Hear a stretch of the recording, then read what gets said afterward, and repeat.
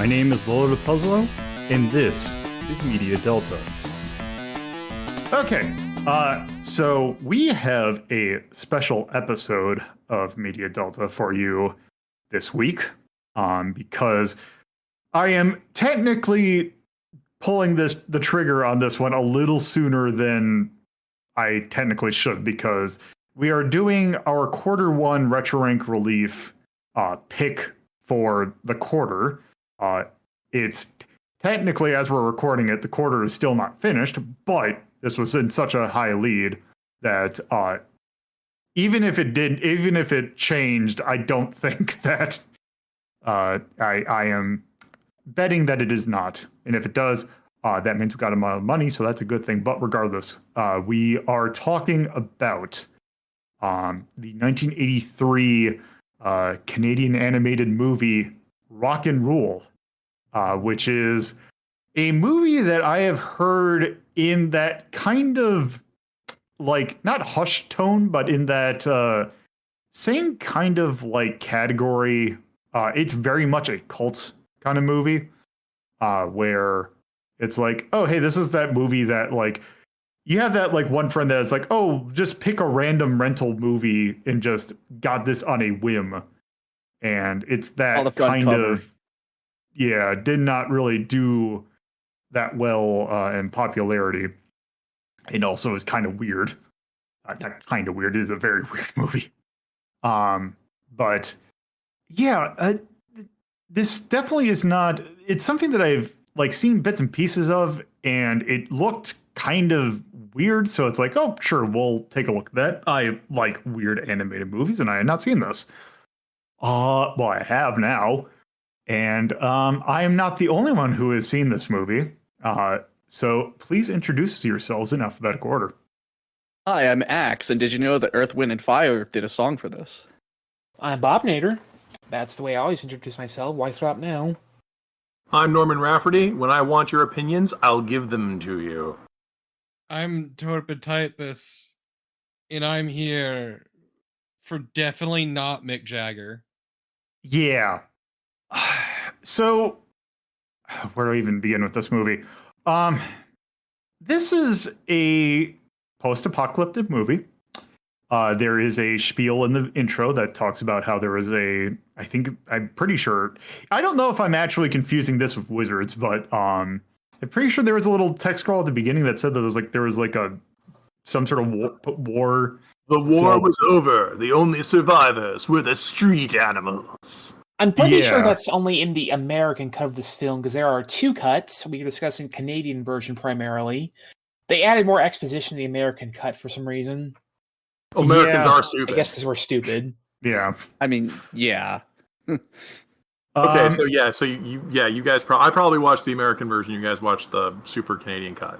There is, from what I could tell, it is about 5 minutes of difference. So it's not like you're missing. It's not like what was it, the Martin cut of that Super Mario Brothers movie where you're missing like 15 minutes of complete extra nonsense. To be fair, this movie's also very short to begin with, so 5 minutes is not much. It is not. There's a. But if you're wondering why there's a shot of the Statue of Liberty in the middle of Nuke York, yes, it is post-apocalyptic. Yes. Yeah. All the people are animal people? ? It's that kind of. I think they're supposed to be dogs.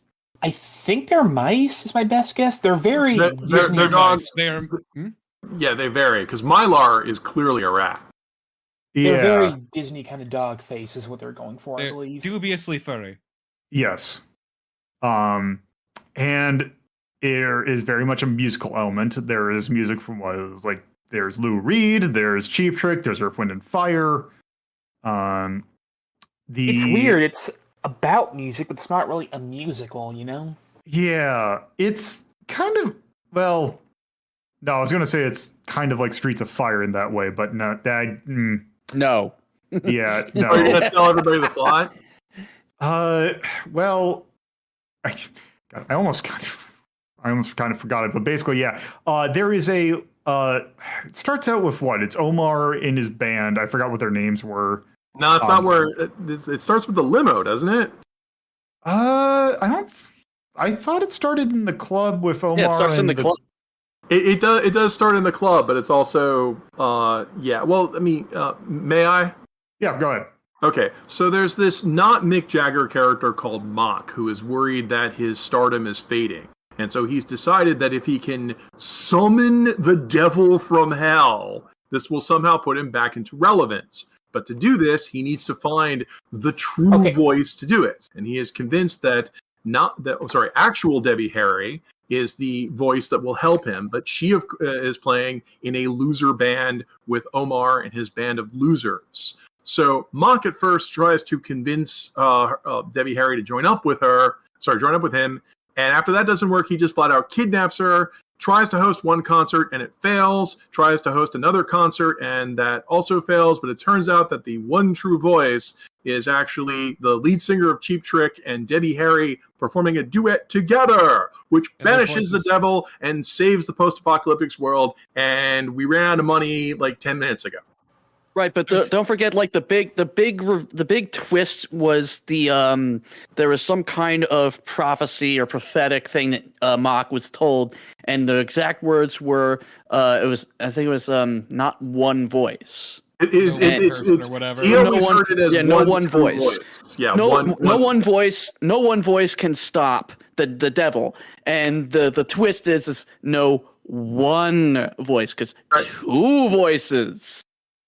Yeah, but yeah, it's not that deep or predictable. The fact that you just watched the movie and still couldn't follow that plot shows that this movie's got problems. I do want to point out one thing super quick about the synopsis. Apparently Mock is super evil because he's angry that not enough people came to the concert, so he's going to summon the demon to kill his fans, which will not fix the issue, but It's not really clear how he thinks summoning the devil is going to help his career. I thought it was to be fair, the entire script was written by the seats of their asses. Right. Yeah. But I thought that the whole purpose was, like I said during the watching, was the devil in the crossroads. He makes the deal with the devil helps him get his career back through devilry magic. None of us can really agree on what the whole point is, because this movie is a shambles. It is a constant, just disjointed mess of scenes happening, and where Wizards was kind of similar to some degree, it actually was more followable. The characters were interesting, and the ending was fucking phenomenal. That is one of the greatest one-liners of all time. Wizards, at least for all its problems, had a solid through line. You knew what the plot was meant. Yeah, the goal was meant to be. I should say, you know what the goal was meant to be. This is a bit more dubious. Yeah, this is a very obtuse kind of film, which is bizarre for a film that's billed as basically a rock. I guess you'd call it a rock opera or whatever the fuck you want to call it. But it's sort of similar to. I don't want to say it, no, because that's an unfair comparison. So my way of looking is remember how we felt when we started watching Streets of Fire?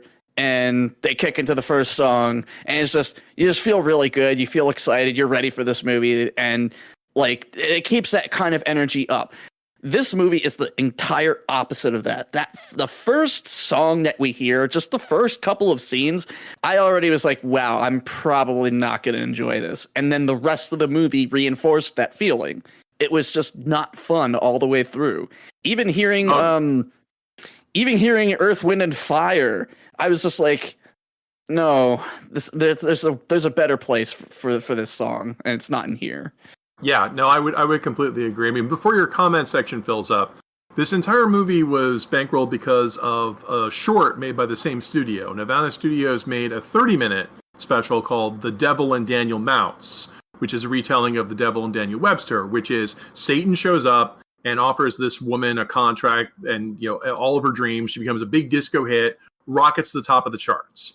Then the devil shows up and says, haha, you're on the top of your charts, time for me to claim your soul. And Daniel Mouse shows up and says, to dispute it, and they have a nice little 1970s rock number, and the devil is sent away. That is 30 minutes. It's fantastic. They actually put it on the DVD with Rock and Rule. And so the guys made that short and said, hey, we can do this better. Why don't we throw more money at this, throw more rock music, and try to remake The Devil and Daniel Mouse as a bigger picture? And like all of you said, the problem is they wrote this movie by the seat of their pants. Devil and Daniel Mouse is nice, tight, gets in, gets out, and knows what it wants to be. All problems Rock and Rule, have. The Rock and Rule doesn't do any of that. Yeah, it's important to note they did not go into this with a script. They just kind of wrote it as they drew it, or they drew it as they wrote it, or one or the other. Always a bad move. That's the Ralph Bakshi move, which is why you're all comparing it to Ralph Bakshi. This is kind of an animation showcase first and foremost, and the movie second, really. Yeah, and I feel solid rotoscoping. I will say that. Yeah, I feel like it bears mentioning. So we mentioned a few people. I want to run you through all the artists who contributed to this movie: Debbie Harry, Robin Zander, Iggy Pop, Lou Reed, Cheap Trick, Earth, Wind and Fire, and Melanie Brown. Now that is a pretty good, solid list of people and bands to have songs from. Do any of you remember any of the tracks? Do you remember hearing any of the music? Did any of those songs actually improve or do any of those scenes that made you remember them? So I'm gonna be honest, I remember the last song, but mostly because it wasn't a good duet. That's mostly the song that comes to mind for me too, I admit. Like, I think it's still there, because you're asking, really does anyone remember each other? Don't you guys just listen? Well, I mean, I don't think of this crowd as like a 1980s rock crowd.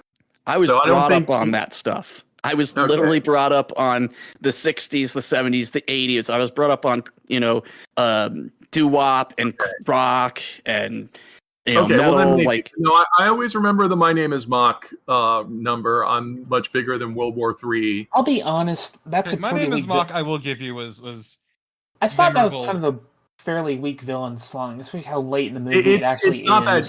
Yeah, it's good, but Lou Reed has done better. And Born to Raise Hell. I think that was actually exactly what we were saying when it happened too. When we were watching it together, it's like, oh man, Lou Reed, you can do better than this.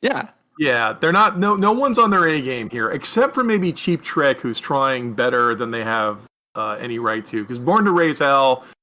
You really believe that Omar is a punk asshole, like especially you're pretty useless, and he's up there. They're up there trying so hard to be an angry rock band, and they're so successful at being angry and unlikable that you don't root for Omar at all. You do not give a shit about these guys. Omar sucks so fucking bad. Probably one of the worst. Go ahead. Omar's the worst. Of all the films we've done on Media Delta, I feel like this is one of the worst protagonists I've seen. I mean, the only one I could think of, if I'm kind of just doing a quick guy through the list, like the only one I think is worse is like the incredibly low bar of Howie from Uncut Gems, but that's intentional. That Megami Tensei. Yes. Your introduction to Omar really is when their band is playing at this club that is fucking empty, and like they're meant to be a shitty dead end band, and he's not doing great. He's the lead vocalist, whereas like the leading lady is strictly on the keyboard and a guitar at one point. Torbett, I have a question. I'm sorry. Yeah? You said this entire movie was just like one long lesson for him to be less of an asshole, right? I believe you said that. Yeah. Pretty much. Basically, as I was saying, so your introduction is they're this dead end band playing real shit at this club with all of one person watching, and he's on vocals, kind of sucking ass in universe. And then Debbie Harry comes on, fucking starts singing her heart out, and that's when people give a shit. And he throws a fucking tantrum and leaves because she started singing. That is your first real introduction to Omar. The huge problem is that I love the fact that Omar is such an unlikable asshole. The problem is they do nothing to redeem him at the end. If it wasn't for Dizzy and Stretch, the only two likable characters in the movie, there wouldn't be anything going forward. Omar never redeems himself, never anything. He's like Kurt Cobain in animated form. It's hilarious. He comes out on top at the end despite having not earned it. It was impressive. To make a small point, I really prefer Dizzy and Stretch, his other male bandmate, because one, they're much more tolerable in terms of characterization. Two, so I want to make a small detour here. This movie is animated very, very strangely. The main characters, Omar and the female lady Angel, I bandmate, think. I think it's Angel. Are very obviously people with animal noses. They're rotoscope, more importantly, and you can tell because they are very much in the uncanny valley most of the time. And Dizzy and Stretch, their other bandmates, are traditionally animated, which makes them a lot easier to look at. So you'd rather much be around them than the main characters. Yeah, this is why people think this is a Bluth movie, because Don Bluth does the same thing, but it's not a Don Bluth movie. No, because I can at least enjoy a Don Bluth film. This was frustrating because it's a particular of music that I do enjoy. You know, I'm more of a metal person, you know, personally, but you know, metal takes its, you know, stuff from rock, which takes its stuff from blues and shit like that. But like, there's so many cool things they could have done with like a rock opera sort of vibe, and the whole movie had like no energy to it. Like, I honestly was kind of started falling asleep a little bit. I almost torpided during the movie. Hey, I didn't fall asleep. Fuck you. I was awake and bitching the whole time. Yes, you were. We were all bitching. None of us were happy with this film. It's really surprising that they would make an animated movie like this with no planning, because you would think that a movie like animation requires a lot of planning. And so, yeah, especially if you're gonna bill it the way that they did, like, yeah. Just I just can't look at this list of artists and go, how did we get all these? You know, these are pretty good artists. How you feel on Iggy Pop is whatever, but I think they're all very solid artists, and they do nothing with them. They do nothing with their music. It doesn't really, like, the duet, as Torpid was bringing up, is notable only because of how bad it is, because they're not really harmonizing. They're not really like gelling Their together. They're just do not complement each other. They don't.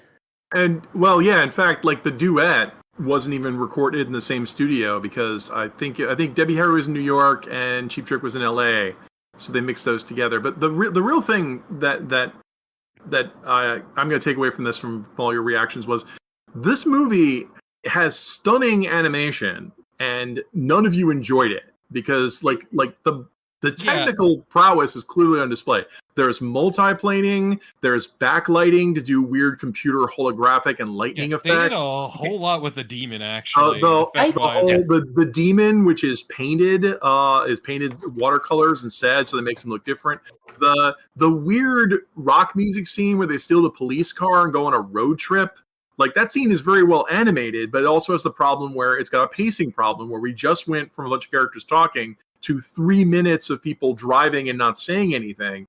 And even though it's visual eye candy, you haven't been primed for that. You're expecting something else. Can I point out another scene? I also want to point out the scene where they were in the big nightclub. That's kind of a scene that really could have been trimmed down, but that is, I will say, animated well. There's just so much going on. It's just this kind of visual overstimulation really animated from the every hell angle. out of that lady's skirt constantly going up. Right. Oh my there's no God. going around it. This movie is extremely horny. It does not apologize for that. That's just how. But it's a different kind of horny than you get from like a backsheet. It's a completely different. Like a lot of the horny in this just felt, I don't want to say cringe, but it just felt mighty wrong. So it just didn't feel right. The thing especially that I would like say, or go ahead. Especially what her name is. I think it was like it was Cinderella or something. It's Cinderella. But, yeah, her entire character exists to have her panties shown to you. That's instantly. It's obnoxious. And they couldn't even keep them the same color consistently. Yeah, no, they were like white and then pink and then white and then it's just I didn't need that. Again, if I want my horny, I know where to find my horny. I don't need it here. But Tim, I'm sorry. Well, if I can say this real quick, I'm glad you brought that up, because really, now that I think about it, a huge problem with the movie is it's not the problem that the movie is horny. It's a rock and roll movie. You should have some horniness in it. The problem is there is no horny between Omar, Angel, and Mock, which is where there should be horny. If that's supposed to be David Bowie or Mick Jagger up there as Mach, it's definitely meant to be Mick Jagger to the point. It's Jagger. Then The Jagger Angel estate told them to back down with the original name. Angel should be melting in his presence, or we should have some sort of chemistry between Omar and Angel, who are supposed to be in love. Like, even if Omar was an ass, you could do the Back to the Future thing where you've got Marty McFly is an asshole. I mean, maybe not to Omar levels, but if he still showed that he actually cared about Angel and actually had some, there's never any scenes like that. There's no horny between the three main characters that we need horny for. Like, they have sex once, but I mean, yeah, they do bone down in the car. But it's like, it's treated with such aggression. Like, there's no passion to it. There's no romance to it. They're in the back of the car and they fuck.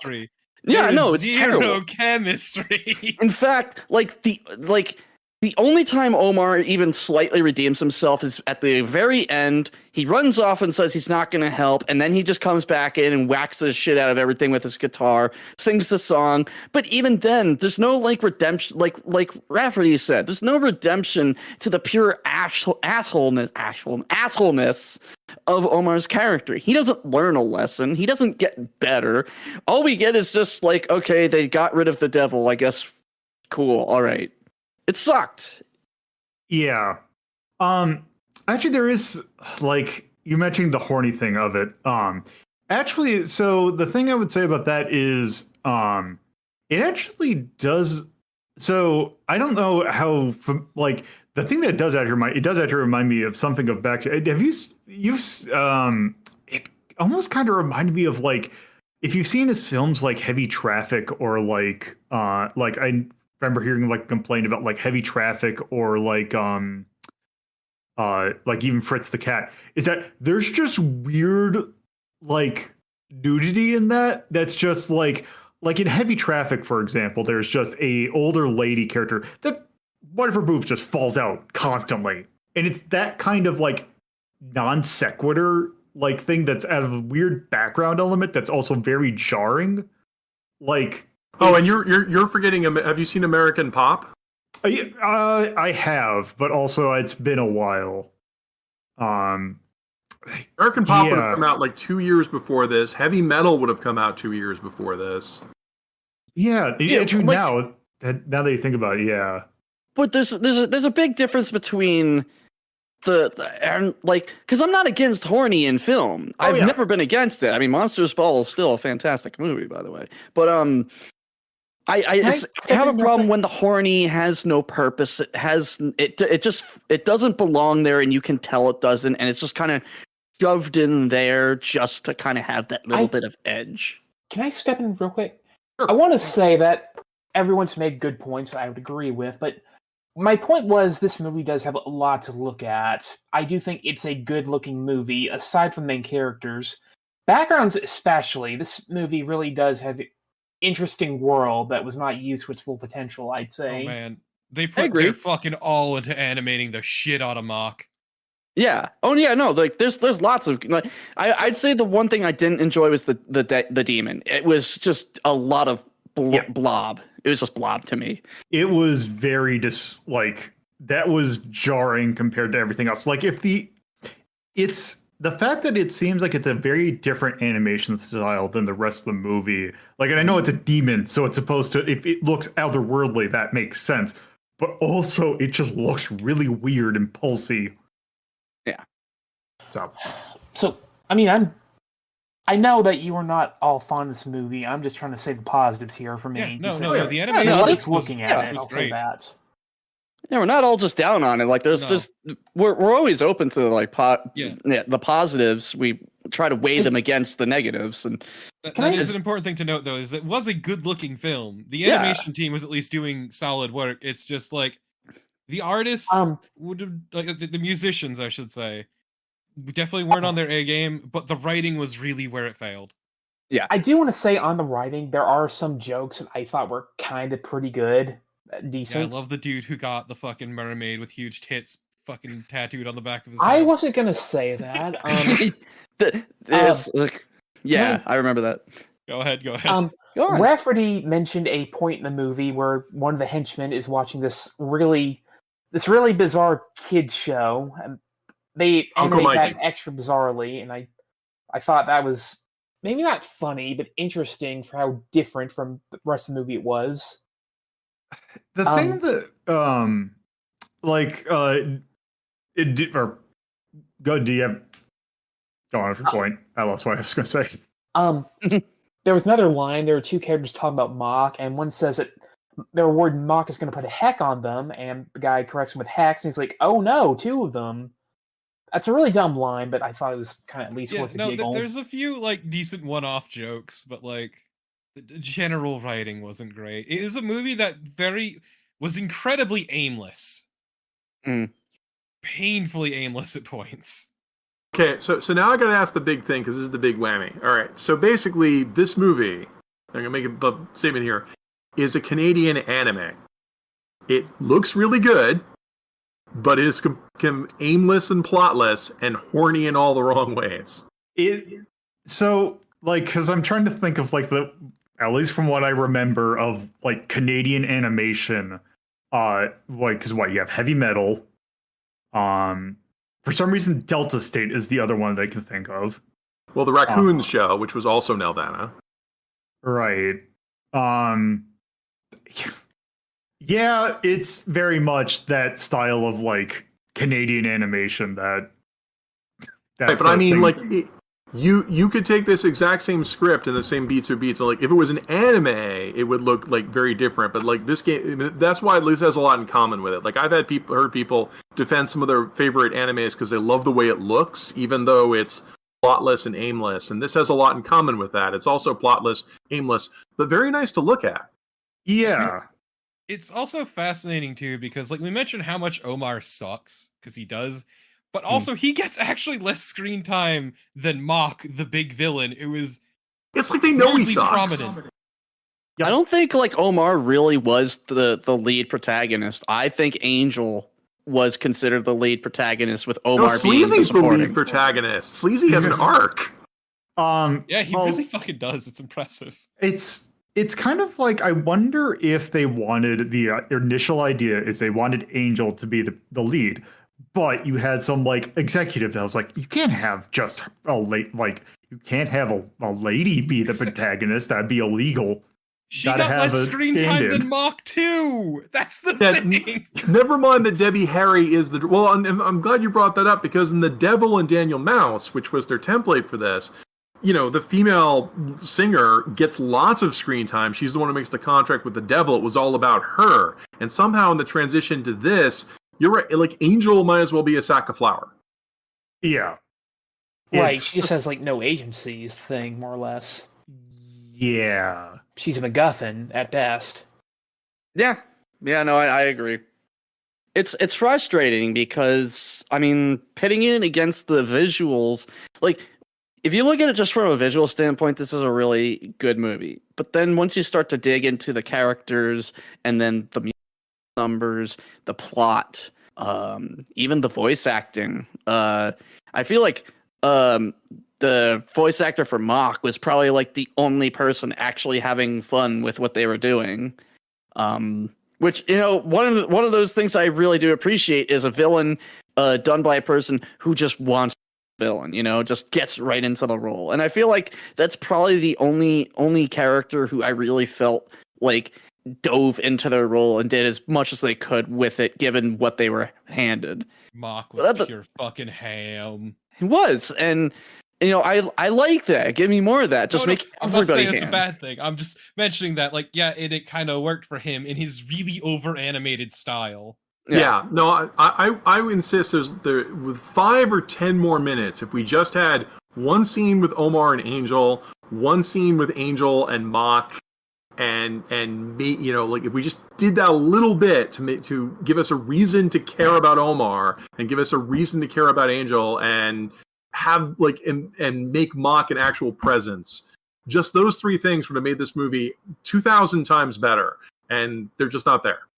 Yeah, and I also noticed I remember little bits because. Hey, memory. But I did mention a few times that I noticed that Mock's character design had a lot more jagged edges to it, a lot more hard like lines and stuff like that. Whereas a lot of the other characters, like the good characters, they tended to be a lot softer and rounder in character design. And I thought that was a neat little touch to kind of like signify who's supposed to be evil just by sight alone. So, there's if Wikipedia is actually believed, there's actually a reason for that. Well, a pseudo reason for that. And if this is how they did it, that's fascinatingly dumb. But apparently, each character was animated by a different person. No, that's not dumb. That's standard. Like if you look in the credits of a Disney movie, one problem is if you have one director or an entire team doing that, you'll get inconsistencies with the characters. Like if we had one team doing it, one team not. So like big productions, like Disney productions, one person does beauty, one person does beast, one person does the furniture. That way it keeps the animation style consistent throughout the entire movie. Okay. But yeah, then I can definitely see. I wonder if if it. I wonder if it's. Well, I would say the again, character. I would say the character design in this movie is spot on. Like Omar looks like a punk asshole. I mean, Omar and Angel are soft because they're supposed to be youth, and there could be a theme here that Mock is worried about his relevancy as a rock star waning while these new kids come up and take him away. That's why he's scouting for one of them to use them in his act to bring relevancy, and that could be a theme if this movie was even thinking about theme and subtext, which is not. Yeah, I think, like as we mentioned, that this movie was done by the seat of their pants. So that also is probably why you had a little bit of style inconsistency between the characters.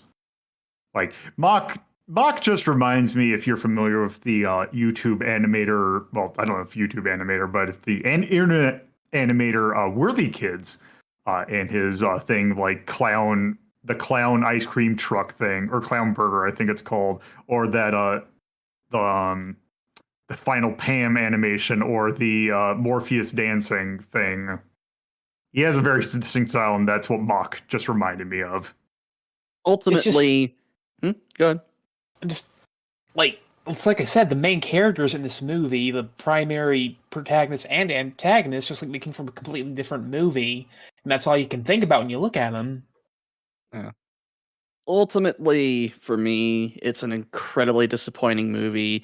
It was already kind of not enjoyable, but like now that we've been talking about it and looking into it a little bit more and digging into a little bit, like what's behind the scenes, I'm even more disappointed by this film because I can see what it could have been, what it might have been had it been given more thought in terms of the writing and having a plan instead of just going, all right, well, we'll just do it as we go, which is a fucking dumb idea.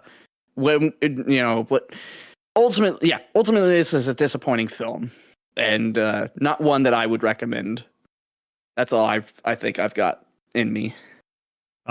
Did anyone else have any other additional thoughts? I think we've kind of said kind of a good enough piece, or like we've kind of gone over a lot of at least the points that I could think about. If anyone else has any other things they want to bring up, because if not, then I think we can go ahead and rank this. Just real quick, I do want to mention that all the musical bits felt, I wouldn't say out of place, but they didn't really complement anything that was going on, because there were always just these stops for the musical bits, as opposed to them like complementing the action or what's happening. Like the road trip, or Om Sweet Om, you blink and you miss it, and it's a song specifically written for the movie to show them mind controlled. No, you're right. We all agree, total lack of planning. If this movie just had planning, it could be so much better. It could have. It really could have. You just reminded me of a complaint I had of another movie we watched, Labyrinth. It's the exact same thing. The numbers are just weird and out of place, and they don't feel like they, improve anything. Yeah. The thing that they improve is the fact that they got Jim Henson to do it, and they had to, because you have Jim Henson, you have him do weird stuff. Right, exactly. Bob, you had something you want to say? Mostly I was just curious if Rafi had anything to say. So I think he's the most positive on this movie among us. Yeah, but I'm not. I mean, you're all right. Like, I'm just gonna say, you're all right. This movie is a train wreck. You can like something in spite of it being a train wreck and acknowledge that it's a train wreck. Deadly premonition. That said, Right. I think That's how I this think- is different from an anime. I don't have to defend it.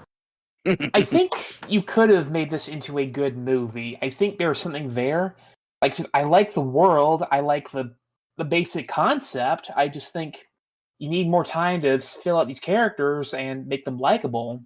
I don't agree. You need more time because once again, go see the short. I think you can see it on YouTube. The Devil and Daniel Mouse, which is this movie in 30 minutes, and like it's night and day because you're just gonna go like, oh wow, these characters, they talk to each other, they interact. I'll actually remember what they say.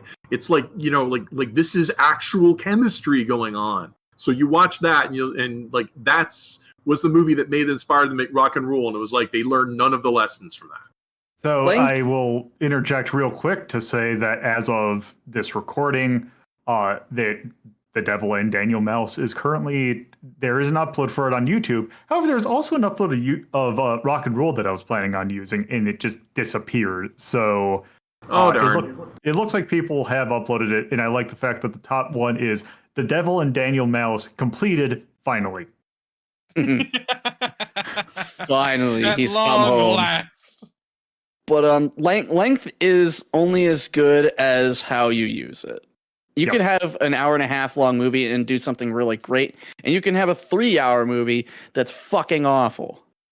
So that's my input on that. Yep. Missed potential is the name of the game. Mm-hmm. Yep. Does anyone have any final thoughts? Nope. Once? I like cats. What the Yes. fuck? Nope. I think it's everything I can say. All right. I think that means we're time to rank. So Oh boy, oh boy, oh boy. we're going to rank this with our normal 1 to 21 scale with the 3 extras. 1 being absolute mastercraft, very hard to get any better. 21 being pretty garbage and very very hard to watch, even if you're even going for irony factor. So, Axe, what is the number that you would attribute to Rock and Roll? All right. Well, obviously, it's not a mastercraft, but at the same time, it's also not, eye assault. So it's not anywhere close to the level of like Megami Tensei or The Wizard. Based on what we've got here, being fair to the film, like we were with Labyrinth, Labyrinth got boosted up only because of the sheer goodness of Henson's puppetry. And by the same token, I should offer the same, fairness to this film. As much as it is a mountain of garbage, it is still a very visually pleasing film. So with those two things in mind, I'm sitting somewhere around 14. All right. Bob. 14 is higher than I thought it would go, but I could see that working. Mostly, I'm kind of surprised that Tim Burton's Batman ended up that low, but that's another discussion for another time. So, yeah, I like this enough. I think I'm okay with it being at 14. All right. Rafferty. Wow, so 14 is where you put completists only, right? Right. Completists. Only people who are really into Nelvana. People who saw Stop, Don't Eat the Planet or Devil Daniel Mouse. It's like, okay, if you really wanted more of that, you should see this. I guess you could say that.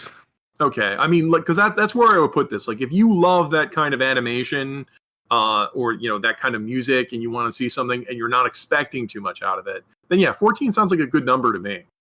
I mean, I think it's enjoyable for visuals, but it will frustrate you if this movie will frustrate everybody else. Like, you shouldn't be this bored watching an 80-minute movie. Yeah. So, and also just as if we take a look at the entire scale from the grouping category, like if we take a look at the rainbow part of it, 14 is in the yellow. It is, I think, it's actually directly in the middle of the yellow, which the yellow is kind of it has more problems than I'd say it has positives, but there's still some positive things you could say about it. And I'm actually surprised you're rating it this high, but Torpid's coming up next, so. I mean, honestly, wow. I mean, it had more going for it than Salamander, and I think it was more visually pleasing than Dick Tracy, so 14's fine by me. Wow, I think this is a first. I think this is the first time that we have had something that is not a 1, that all 5 of us came up with the exact same number. I'm surprised you rated it this high, because you all sounded like you really didn't like it. So, Well, the thing it comes. Go ahead. Like I said, it comes back to visuals. If you go back up to the top of the list, one of the more contentious entries is Labyrinth. And it's contentious because its plot is terrible, the acting is terrible. For the most part, the musical numbers aren't interesting, good, or, benefits the film. But the reason why it's so high is because Jim Henson's puppetry is unmatched, and it's extremely good in that film specifically. So on those merits alone, because of how good that was, it was given a slot at, I think it was what is it, 6? Labyrinth is at 8. 8. Yeah, so even still, it's in a high. It's way higher than it would have been had it not been Jim Henson's work. So the visuals alone elevated it, and that's what the same thing with this. The visuals in this have elevated at least enough above its problems to not land it in some of the more ill-fated categories. Yeah, I think we had the discussion of this when we did the re-rank at the start of the year. But the 14 and 15 is the kind of the event horizon where I kind of consider once you get below 15, when you're in the kind of the thing of Dick Tracy and Salamander, the yellows are kind of the boredom net, where a lot of the stuff that I think is in 14 and 15, its major offense is that it's boring. It's not that it's offensive in terms of like quality of animation or like just irritant, because this has some irritating things, but also it has some things that kind of it almost knows its irritating bits are like did not focus on it. Like Omar sucks, but he's not in the movie a lot. So the main crime, quote unquote, of this movie is that it's kind of boring and that it's wasted potential. You start getting below, like when you start getting into like the Fatal Fury motion picture and like the Sonic stuff and like Legend of Zelda, is when you just start to have problems. Where this doesn't have, it may get close, but it has enough that it's like they almost tried, but also didn't at the same time. And that there's a thing about it that I don't think makes it super, like, I don't think it goes below that threshold. And also another movie that we actually just recently looked at is kind of the same thing that I was thinking of, Crouching Tiger, Hidden Dragon. Where that was a very visually stunning movie, especially in certain spots. But there's a lot of that movie that's just boring. 2 fucking hours. Yeah, that's what I was saying. It's like the length, you don't have to be long. You can still be long and still be boring. But it's the same kind of thing where it's like, there are some things in this movie that's really neat. And I think if you're like into animation, I think that this is a movie that you'd want to watch. Can I say one thing real quick? Go ahead. I want to say, I don't think this movie is boring. I think it's many things. I think it's off-putting. I think it's confusing. I think it's not well written. I think it's inconsistent, but I don't think it's boring for sure. Maybe boring is not like I don't know, maybe even if boring is the word that I'd attribute to it, but it's like it's lacking is what more I'd say. It's like it kind of feels like there should be a little bit more to it. Confusing and not in an engaging way. Yes, it's not engaging. Well, it's engaging in some aspects and lacking in another. And I mean, the whole thing of it being boring in 14 and 15, that's still very up to subjective, because I felt bored through this movie. Like I said, I actually almost fell asleep during it. So in my case, for me, I would say that it belongs there because it is boring and it doesn't make use of any of the cool things it's got going for it. But in your case, obviously, you didn't feel bored, just more confused and, I guess, annoyed by the confusion. Yeah. So regardless of the reason why it's there, it's, those are all valid reasons for them to be there. Yeah, I mean, I will boost that by saying it's the lack of planning. Stuff that we should have gotten more screen time for, like people's relationships, we didn't. And stuff that was probably fun to animate, but we didn't need to see 3 minutes of the police car driving, or all that blimp takeoff sequence go on so long that you actually get bored by them. Yeah. So I think that to not belabor the point anymore, I think we're going to put this at 14 because that puts it right next to just 4 audio listeners who do not have the thing up. And I could go, I mean, we could go through what's in 13, 15, but I think 14 is perfectly fine. 14, we got Batman, the 1989 movie, season 1 of City Hunter, Crouching Tiger, Hidden Dragon, and Mega Man Upon a Star. And now rock and roll. Content warning. There's some photosensitivity. Flashing lights. Oh my lord, the flashing lights gave me. At one point, the flashing lights were so bad that I actually had to look away because it was giving me a severe headache. Right. I looked at this. I watched this full screen. Don't do that. God. Also, I do kind of feel like I do want to put an H there because there is some really weird, out of place. Kitty. Yeah, that and panties. And panties. There are some things that things are in this movie. It's PG-13. You know what I feel like? I feel like they tried to be backshy, but then backed off at the last second. Yes. That's kind of, yes. Okay, so I think I know what we're going to do for most of these, but is there any charms you want to associate with music, charm, cinematography, storytelling, action, and art? We all love the cinematography, right? We all thought it looked great. I want to give a thumbs up to arts. Art's a better category for that. You're right. So for the most part, yes. The only thing I would say is that some of the characters maybe not, but if there is anything I'd give it a thumbs up, it is probably the art. I mean, the backgrounds like New York and ohmTown, the limo itself is nicely animated. No, there's all sorts of that's why I said an anime. It's visually a passion project. Well, funny enough about the vehicles is that they actually made models of all the vehicles apparently for animating them, which isn't that weird actually, but yeah. Oh, well, they're doing that since the 60s, yeah. Yeah, no, that's normal, I know. I felt the need to mention that. But yeah, no, it's the art's good. The character designs, while not always consistent, at least they were animated well enough. Yeah, some of the characters are on roller skates. They look really nice. Yeah. Unfortunately, one of them they really liked for some reason. Yeah, really. Cinderella was certainly Yeah. Enough said about that. Again, still appreciate the balls of that dude though, who got a big titty mermaid tattoo on the back of his head. Yeah, that is both person goals.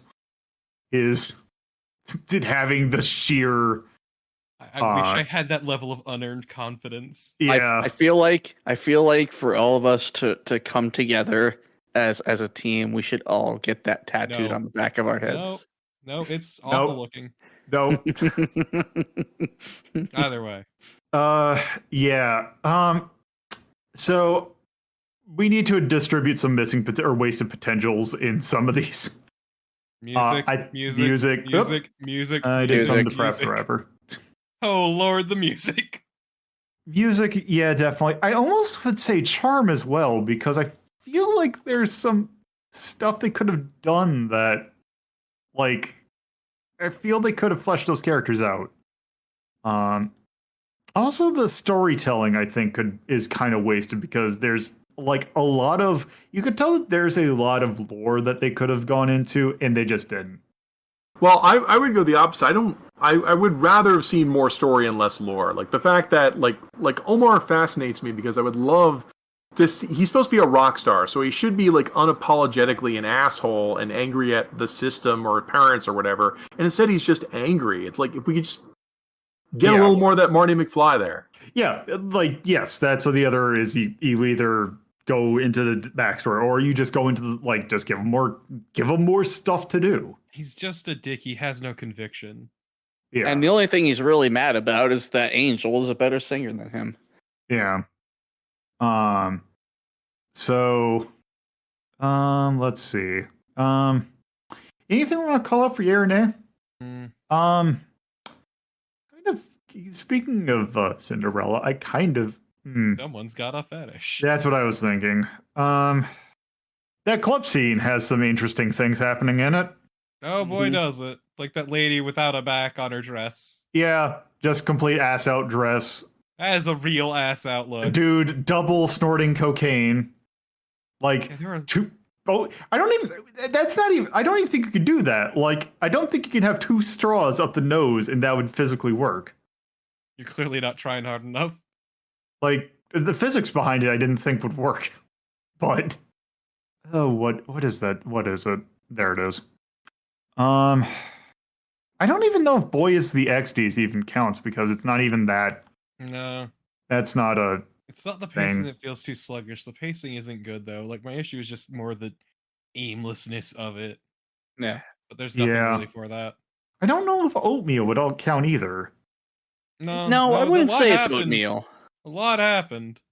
Yeah, it's not Oatmeal per se. Yeah, the length also wasn't that bad. Age isn't the problem with it. It's not really...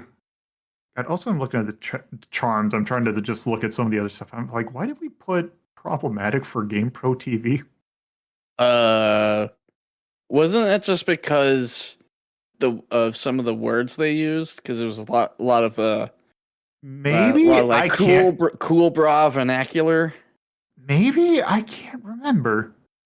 But I just happen to be looking at it. Yeah. Or actually, no, wait, hold on.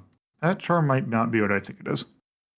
Oh, that's Boy from the X's. Okay, yeah, that's why GamePro got it. It's because that shit's 90 as hell. Can't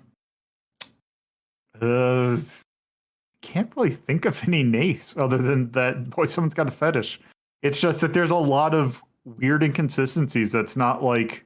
It's its own unique problem. It's not like you can... It's... a lot of weird problems that are specific to that movie. I don't think you can just say, oh, it's the length. It's not the pacing. It's just, it's... Oh, no, I just point directly at planning. It's like if they had just, instead of just doing this for the seat of their pants and drawing what they thought was cool, if they had sat down and looked at it, they would have seen there are problems. Omar, Angel, and Mock have no chemistry. Write in a few scenes, punch it up, boom, done. Actually, that is a good point. I think for a nay, I'm going to give it a little construction little barrier thing because I do think that this could have used a little bit more time in the oven. Right, because like even like when they at the end when they get unmind controlled through a Deus Ex Machina and have to go to where they go, they don't even show them animating stealing the car. They had run out of money at that point. They literally recycle footage, which sucks all the air out of that. No, a little more planning so we could have had the key sequences and maybe a little less disco and we would have been set. Yeah. Yeah, I can't really think of much else to I think I can really think of much else to say about it. I think and you don't need to. Yeah. So I think that is I think that's good for rock and roll. So I guess with that, that's going to do it for rock and roll. Before I go, Axe, is there anything you want to plug? Yes, your local Society for the Prevention of Cruelty to Animals, Please Adopt Don't Shop, and the Autistic Self-Advocacy Network. All right. Bob is stepped out, and if I remember, in that I'm going to put in their thing right here. Bobinator would like to let you know that he streams retro games at twitch.tv/Bobinator Sundays at 9:30 p.m. Eastern Time or 8:30 p.m. Central Time. Rafferty, is there anything you want to call out? Well, I'm always hyping like sanguinegames.com, where we actually made a game about cartoons called Madcap. It's being translated into Polish. So, penetration into Poland. Plus, we also make Iron Claw and a bunch of other stuff. All right. Torpo. Twitch.tv/Torpotypist, and @Torpotypist on Twitter. And that's about it. Sorry, all right. I don't have a plug joke today. I'm tired. All right. Also, I just realized that I don't know what the hell am I going to do for the music for this episode. Plug the hole in my sleep schedule. Yeah. All right. Well, with that, I am going to mention the fact that next time we have another special thing. Although this is going to be, this was actually a viewer special. I think on Twitch. I forgot what number it was. It was kind of a while ago. I think it was 400. I mentioned that I would be taking a look at, or we would take a look at the movie Actions and the Quest for the Game Child, which is a fascinating thing because it is a movie that is about video games. It's also a movie that stars an internet personality. So we'll see how well that holds up. Because I also just realized the movie's almost a decade old now. And now I'm feeling gold. So yeah, that'll do it for this time. So thank you all for listening. If you would like to see the list in which we have ranked every single thing we've done for Media Delta, you can go to r3.ldp.life in your browser. If you would like to watch the sister show that determines what could show up on Media Delta, that's Retro Rank Rhapsody, you can watch it live on Twitch at twitch.tv/LoloToPuzzlo or on YouTube at youtube.ldp.life. If you would like to discuss this episode of others, please join our Discord server by going to discord.ldp.life in your browser, which should give you a link. Thank you again for listening.